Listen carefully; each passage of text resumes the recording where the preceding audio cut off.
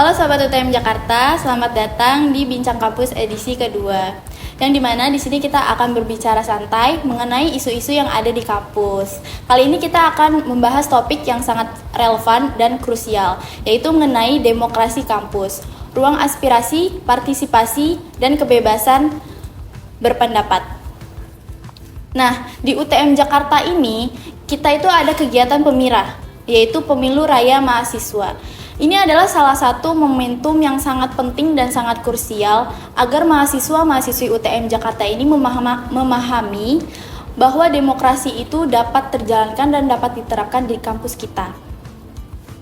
Mari kita sambut Nabil Nabila sebagai Ketua Komite Pemilu Raya Mahasiswa dan Muhammad Fajar Febriansyah sebagai Ketua Pengawas PEMIRA. Halo Sobat UTM Jakarta. Halo, apa kabar nih kalian? Baik? Alhamdulillah baik. Alhamdulillah baik. Oh ya, mengenai PEMIRA nih, kan nggak asing ya akan kata demokrasi, apalagi negara kita ini negara demokrasi. Betul. Nah, betul kan? Betul. Nah, bagaimana nih demokrasi yang diterapkan di kampus UTM Jakarta? Demokrasi kampus adalah miniatur dari demokrasi. Oke Kak, demokrasi kampus adalah miniatur dari demokrasi di dunia nyata. Ini memberikan mahasiswa kesempatan untuk terus belajar bagaimana sistem pemilihan, pengambilan keputusan, serta kebebasan berpendapat berjalan. Demokrasi kampus memungkinkan mahasiswa untuk menyampaikan aspirasi mereka secara aktif, memilih pemimpin, dan juga aktif dalam mengambil keputusan yang mempengaruhi kehidupan di akademik maupun kemahasiswaan. Betul banget nih teman-teman. Demokrasi bukan hanya tentang memilih ketua BEM atau Betul banget nih teman-teman. Demokrasi bukan hanya tentang memilih ketua BEM atau anggota legislatif mahasiswa, tetapi juga menciptakan ruang diskusi yang sehat, di mana mahasiswa itu bisa menyuarakan pendapat mereka tanpa takut untuk dibungkam. Demokrasi yang sehat juga mendorong transparansi dan akuntabilitas di organisasi mahasiswa. Oh, berarti demokrasi itu bukan lebih dari sekedar pemilihan pemimpin saja ya? Betul. Ini soal lebih ke mahasiswa yang ingin diajak atau ikut serta dalam kebijakan kampus yang ada di UTM Jakarta. Tepat sekali Kak, misalnya mahasiswa bisa berpartisipasi dalam forum akademik, memberikan masukan terkait kebijakan kampus, atau bahkan mengusulkan program-program yang lebih inklusif. Demokrasi kampus mengajarkan kita untuk tidak hanya menjadi penonton, tetapi juga aktor dalam membangun akademik yang lebih baik. Nah, dari tadi nih kita ngomongin demokrasi nih. Demokrasi itu kan pasti berkaitan dengan politik kan? Ya. Oke. Nah, banyak nih mahasiswa yang kurang aware akan politik. Yang bilang itu politik nggak penting lah, yang politik itu rumit lah. Ya kan? Betul kan? Apalagi bagi mahasiswa-mahasiswa ini kan males ya untuk bahas-bahas politik kayak gitu. Nah, menurut kalian itu kenapa sih mahasiswa itu kurang peduli akan politik? Sebenarnya di setiap organisasi kemahasiswaan, rektorat atau kampus itu sendiri adalah bagian dari politik, mulai dari kebijakan akademik, alokasi dana kemahasiswaan, hingga aturan organisasi kampus. Semuanya itu dipengaruhi oleh dinamika politik di kampus itu.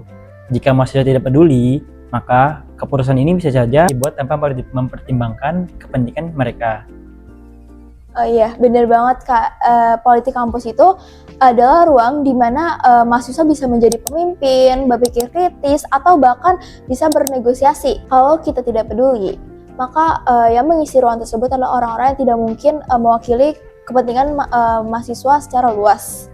Maka dari itu, kita harus aktif agar suara kita tidak hanya terdengar, tapi juga diakomodasi dalam kebijakan kampus. Kalau misalkan nih, mahasiswa kan pasti ada yang males ya untuk berkaitan dengan politik kampus. Misalkan mahasiswa, males ikut-ikut politik kampus, males nggak seru politik kampus, dan rumit dan ribet dan segala macem. Iya. Ya kan, betul kan? Betul.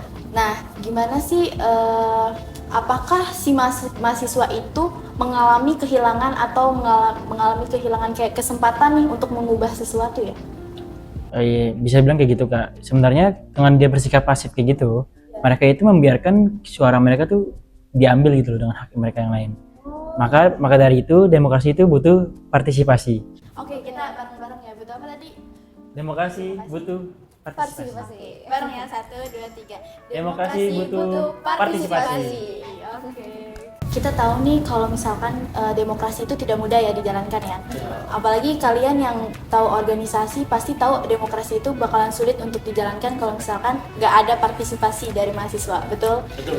Nah, tantangan apa sih selama proses demokrasi itu dijalankan, terutama nih untuk pemirah yang ada di tahun ini yang sedang dilaksanakan? Mungkin salah satu tantangan terbesarnya itu partisipasi mahasiswa yang masih rendah, Kak. Karena banyak mahasiswa yang merasa nih suara mereka tidak terdampak. Jadi mereka tuh enggan untuk ikut ikut memilih atau terlibat dalam proses demokrasi. Gitu sih, Kak. Kalau dari segi pengawasan ya Kak, pastinya kita menghadapi acara ini tuh berjalan dengan lancar dan juga adil dan juga dan juga bebas kecurangan. Karena beberapa mahasiswa atau organisasi itu pasti mencari celah ataupun memanfaatkan sistem ini tuh untuk kepentingan mereka sendiri gitu. Jadi oleh karena itu tuh pemilihan itu harus dijaga ketat dan juga transparan.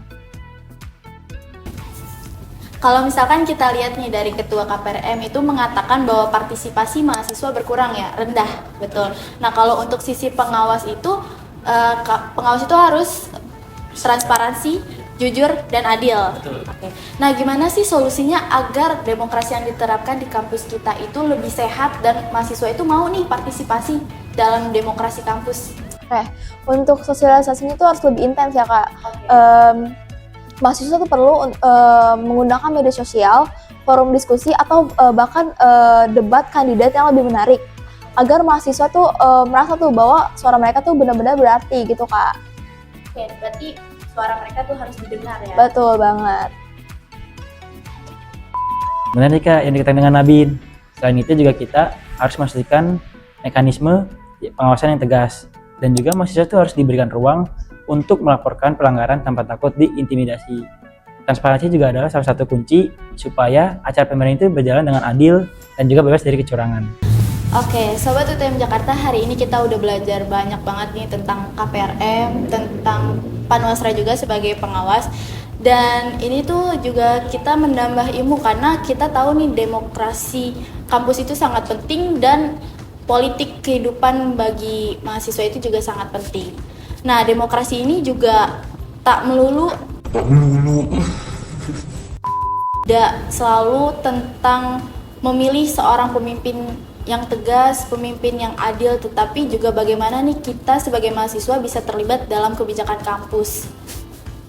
Terima kasih nih untuk para dua narasumber yang sangat hebat yang kita undang pada Bincang Kampus hari ini. Terima kasih banyak untuk Nabin Nabila dan Muhammad Fajar Febriansa. Terima kasih juga Kak telah mengundang kami di acara Bincang Kampus untuk hari ini. Oke, sama-sama untuk Nabin dan Rian.